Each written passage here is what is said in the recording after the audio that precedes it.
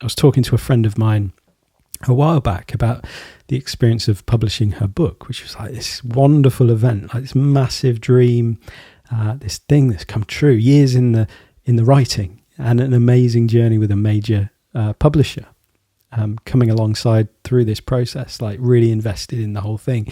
And in the run up to the launch, she received like great amounts of exposure, hit a bunch of national charts, was featured in many publications. The launch was this amazing success, and the book was finally out into the world. The dream had come true, this like incredible thing.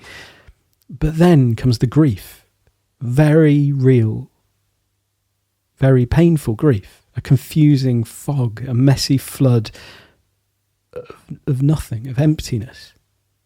You know, we all know that feeling. We've experienced it in different ways. Maybe you've had it, you know, after your birthday.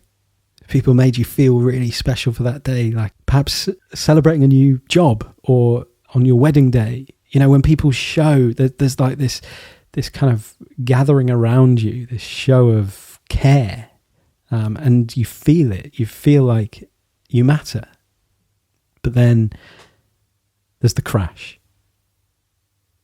And wow, it's difficult to talk about the crash without sounding ungrateful or self-centered. After all, something amazing happened. You had your day. You had this dream come true. Why are you feeling down now? What is wrong with you? And so this becomes one of those things we carry around with us. I'm pretty sure like we all have experienced it, but we feel a kind of guilt and a bit of shame about, I shouldn't feel like that. You know, there are people who would do anything to have what I had. How can I feel like this? We beat ourselves up quietly. And yet I wonder if it's in this hangover that we might find some kernel of truth, a sense of peace, a sense of gentle returning to the core, and of locating our place in the shared story of humanness, rather than focusing on writing a story that feeds our sense of separateness from other people. What if the meaning isn't that fleeting win? It's not the publication of that book. It's not the release of that album or the birthday. But it's in the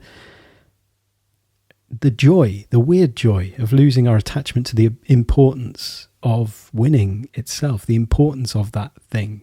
The crash after a win is a confrontation with a reality that we all share. Yes, there might be people who would do anything to have what we have, to achieve the thing that we have just achieved.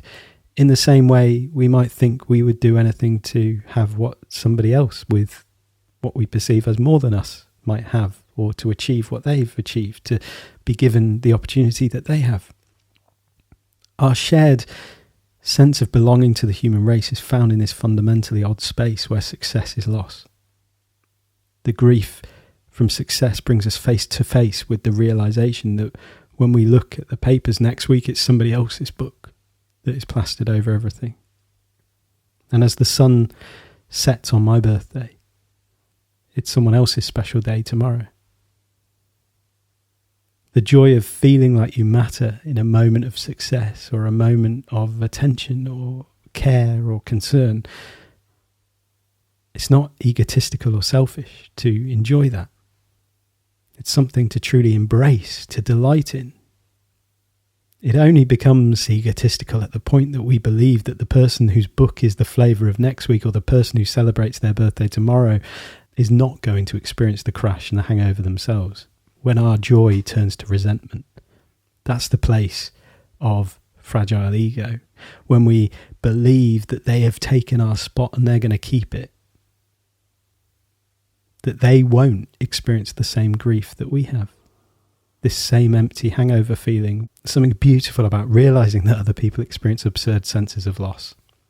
Maybe this is something you've felt at times in your life too, when reaching a milestone, a goal, or the end of your special day. But the grief is not a reason to stop desiring. It's not a reason to stop striving for things that matter. to follow the yearnings of our heart. But awareness of the feeling and understanding that those who we maybe perceive as taking our space, they feel the same thing too.